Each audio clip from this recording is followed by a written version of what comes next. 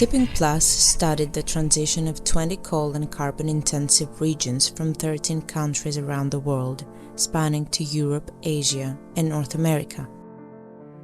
This video focuses on the city of Andorra, the third largest municipality in the province of Teruel in Spain, which had 7,500 inhabitants in 2019 and covers an area of around 140 square kilometers. The coal power plant in Andorra was built between 1974 and 1979 in order to operate with black lignite extracted from local mines, mixed with imported coal. The lignite was transported to the power plant's coal park by truck, and the imported coal by ship to the port of Tarragona, and from there by rail to the plant. However, after the entry of Spain in the European Union in 1986, environmental regulations increased the costs of lignite extraction, hardening the competition with other European extraction facilities, which were cheaper. Therefore, by 1994, 65% of the jobs in underground and open-pit mining had been lost. Eventually, in 2018, Endesa Enel, the company in charge of operating the power plant, requested the closure of the facility, affecting in total 532 workers, which were previously accustomed to high salaries, energy bills exemptions, the promise of early retirement, and many more benefits. Even though the plan for the shutdown of the plant was on the national agenda for many years, in the beginning the local population experienced a feeling of abandonment, leading to protests, expressions of anger, nostalgia, uncertainty for the future, or in the best cases, resignation.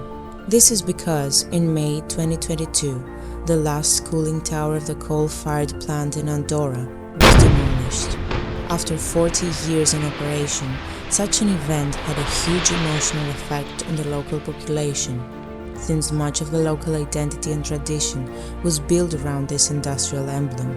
On the one hand, it represented a final symbolic farewell to a way of life around coal, now perceived to have inevitably ceased to exist.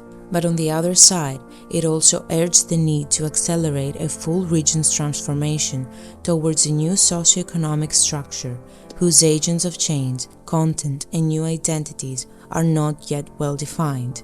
In this context, new economic initiatives based on the development of large-scale renewable energy projects started to emerge in the area, promising at least as many jobs as before the closure of the plant.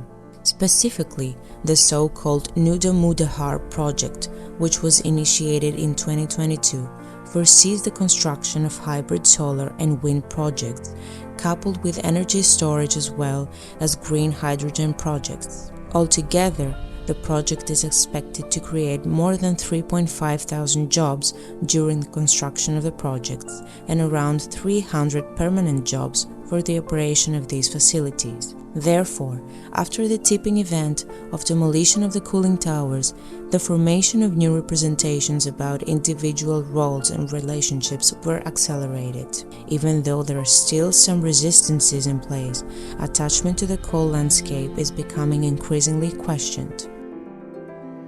Learn more about Tipping Plus and our case studies at tippingplus.eu and subscribe to our social media for news and updates.